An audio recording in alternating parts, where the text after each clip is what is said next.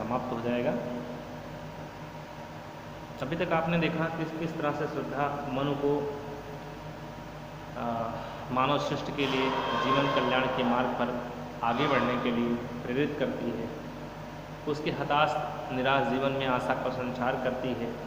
विभिन्न प्रकार के तर्कों के माध्यम से भी वह उसे प्रोत्साहित करने का प्रयास करती है। वो ये भी बताती है कि मनुष्य इस प्रकृति में मनुष्य से ज़्यादा, मानव से ज़्यादा शक्तिशाली कोई भी चीज़ नहीं है, क्योंकि है बधे नर के करों में वार विद्युत भाप, हुक्म पर चढ़ता उतरता है समय का ताप। आज पानी हो, बिजली हो, भाप हो, मानव के हुक्म पर उनका तापमान बढ़ता है, तापमान घटता है। यह मनुष्य ब्रह्मांड का सबसे सुरम्य प्रकाश, कुछ छुपा सकते न जिससे भूमि आकाश। यह ब्रह्मांड का मनुष्य जो है, ब्रह्मांड का सबसे सुरीला प्रकाश है, सबसे अच्छा प्रकाश, सबसे श्रेष्ठ प्रकाश है, जिससे चाहे भूमि हो, चाहे आकाश हो, चाहे पाताल हो, कोई भी अपना कोई रहस्य उससे छुपा नहीं सकते। उसी जीवन कर्तव्य में आगे बढ़ने के लिए मन को प्रेरित करती हुई श्रद्धा आगे कहती है कि मानवता कभी भी विवश होकर, निरुपाय होकर बैठ नहीं सकती है। वह कहती है कि देखा नहीं तुमने कि जलधि के फूटे कितने उत्स, द्वीप कच्छप डूबे उतराएं, किंतु वह खड़ी रहे दृढ़ मूर्ति अभ्युदय का कभी उपाय। कहती है कि तुमने अभी प्रलय काल के समय को देखा कि इस पृथ्वी सहित पूरी सृष्टि को निगल जाने के लिए जलध अर्थात समुद्र के कितने उत्स माने सोता, कितने सोते फूट पड़े थे, जिसके परिणाम स्वरूप जितने भी द्वीप थे, कच्छप थे, वे सब उसमें डूबने उतराने लगे थे। ऐसा लग रहा था जैसे पूरी सृष्टि ही उसमें समाप्त हो जाएगी, डूब जाएगी। लेकिन किंतु वह खड़ी रहे दृढ़ मूर्ति। वह कौन? मानवता। किंतु तुम्हारे और मेरे रूप में यह मानवता आज भी दृढ़ मूर्ति के समान खड़ी है और अभ्युदय का कर रही उपाय, अपने उत्थान का, अपने विकास का प्रयास कर रही है। कहने का तात्पर्य यह है कि श्रद्धा कहती है कि मानवता महाप्रलय पर भी विजय प्राप्त करके अपने अस्तित्व को बचाने में सफल हुई है, इसलिए मानवता श्रेष्ठ है। और ऐसे समय में तुम जीवन के असहाय होने की जो तुम्हारे अंदर शंका है, जो तुम शंका व्यक्त कर रहे हो, वह निरर्थक है, वह बेकार है। आगे कहती है कि शक्ति के विद्युत कण जो व्यस्त विकल बिखरे हैं हो निरुपाय, समन्वय उसका करे समस्त विजय नहीं मानवता हो जाए। ये पंक्तियाँ बच्चों बहुत इम्पोर्टेंट हैं, बोर्ड परीक्षा में बहुत पूछी गई हैं, कई बार इनका मतलब इनको पूछा गया है। यहाँ पर मानवता की विजय का उपाय करती हुई, बताती हुई श्रद्धा कहती है कि इस सृष्टि की रचना शक्तिशाली विद्युत कणों से हुई है। अब विद्युत कण क्या है? वो मनुष्य है। ये विद्युत कण क्या है? ये मनुष्य है। कहती है कि जब तक ये विद्युत कण, ये मानव शक्ति अलग अलग रहती है, भटकती रहती है, तब तक ये शक्तिहीन रहते हैं, विकल बिखरे हैं हो निरुपाय। ये जब तक अलग रहते हैं, शक्तिहीन रहते हैं, किसी भी प्रकार के निर्णय लेने में असमर्थ रहते हैं, किंतु समन्वय उसका करे समस्त, क्योंकि जिस समय ये परस्पर आपस में मिलते हैं तो विजयनी मानवता हो जाए। तो इनमें अपार शक्ति निकलती है, अपार शक्ति प्रस्फुटित होती है। ठीक उसी प्रकार से जब तक मानव अपनी जिस प्रकार से शक्तियाँ विद्युत कण आपस में मिलने पर अपार शक्ति निकलती है। आपने देखा होगा सूर्य को, सूर्य में ऊर्जा का स्रोत क्या है? नाभिकीय संलयन, यानी नाभिक के संलयन होता है, उससे अपार ऊर्जा सूर्य में निकलती रहती है। यानी वो विद्युत कण ही हैं, वो कह सकते हैं नाभिक जो है वो विद्युत कण अगर मान लिया जाए तो वो आपस में संलयित होते हैं और अपार ऊर्जा का प्रस्फुटन होता है। ठीक वैसे ही कहती है कि जब तक मानव अपनी शक्ति को संचित न करके उसे बिखेरता रहता है, तब तक वह शक्तिहीन बना रहता है, निर्बल बना रहता है।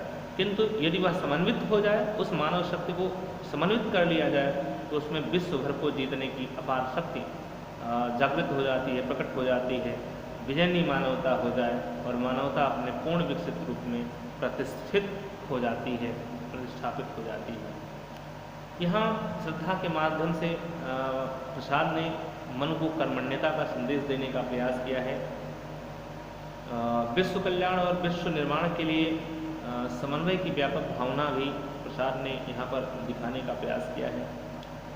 भाषा संस्कृत पृष्ठ खड़ी बोली हिंदी है, रस शांत है, लक्षणा सब सत्य है, प्रसाद गुण है, और आप जानते हैं छंद 16 मात्राओं का प्रसाद छंद है। तो ये आपका प्रसाद कामायनी श्रद्धा सर्ग आपका समाप्त हुआ। इसमें आपको लिखना क्या क्या है हम यही इसी वीडियो में आपको वो भी बता देते हैं। आइए हम प्रश्न अभ्यास की बात करते हैं।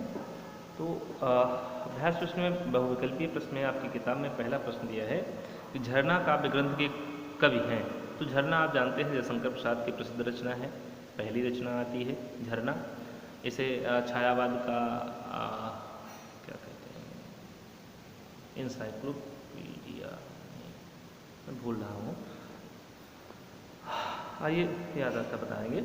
दूसरा प्रश्न है कि कामायनी के रचनाकार हैं। तो आप जानते हैं जब कामायनी जयशंकर प्रसाद की रचना है, आपने अभी पढ़ा।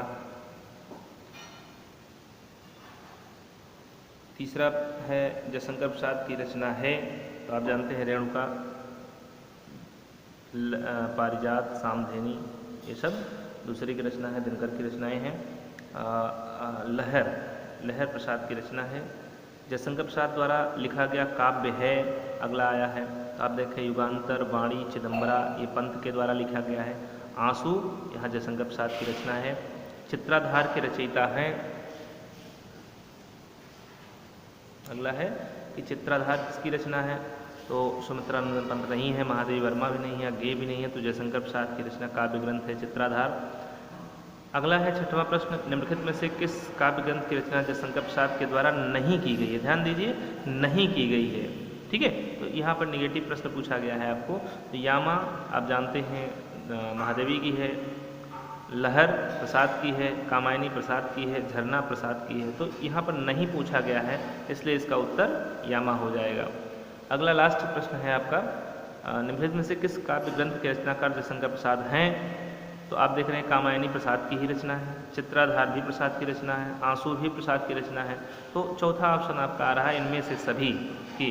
तो यही आपका ऑप्शन सही हो जाएगा कि इनमें से सभी के रचनाकार जयशंकर प्रसाद हैं, ठीक। अब दूसरा है पद्यांश पर आधारित अति लघुत्तरीय प्रश्न जो आपके बोर्ड परीक्षा में पूछे जाते हैं खासकर। तो इसमें से आपको ये वाला लिखना है, नील परिधान बीच सुकुमार फुलहा मृदुल अधफुला अंग खिला हो जो बिजली का फूल मेघ बन बीच गुलाबी रंग। इसमें 5 प्रश्न आपके पूछे गए हैं।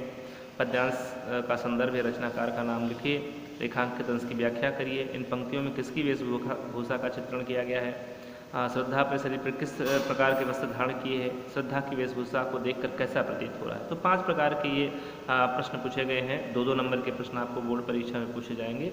इन 5 का उत्तर आपको शॉर्ट आंसर टाइप का है, तो इसको आपको लिखना है, ठीक। आगे चलते हैं। यहाँ देखिए लिखा है, घिर रहे थे घुघराले बाल अंश अवलंबित मुख के पास, नील घनसावक से सुकुमार सुधा भरने को विधि के पास, और उस मुख पर वह मुस्कान रक्त किसले पर ले विश्राम, अरुण की एक किरण अम्लान अधिक अभिलसाई हो अभिराम। तो इसमें भी 5 प्रश्न पूछे गए हैं। ये इन 5 प्रश्नों के उत्तर आपको लिखने हैं, ठीक है। और तीसरा आपका जो है ये बहुत इंपॉर्टेंट है कि दुख की पिछली रजनी बीच फिलॉसफी है, दर्शन है कामायनी का, श्रद्धा के द्वारा दिया गया कि विकसता सुख का नवल प्रभात एक पर्दा या झीना नील छिपाए है जिसमें सुख गात। इसमें भी 5 प्रश्न इस तरह से पूछे गए हैं आपके, तो इनके वही उत्तर आपको लिखने हैं। तो इस तरह से 3 प्रश्न का उत्तर आपको लिखना है इस अध्याय का, और ये अध्याय आपका समाप्त हो जाता है यहाँ पे। अगला आपका जो भी अध्याय आएगा उसको अगले वीडियो में आपको बताया जाएगा।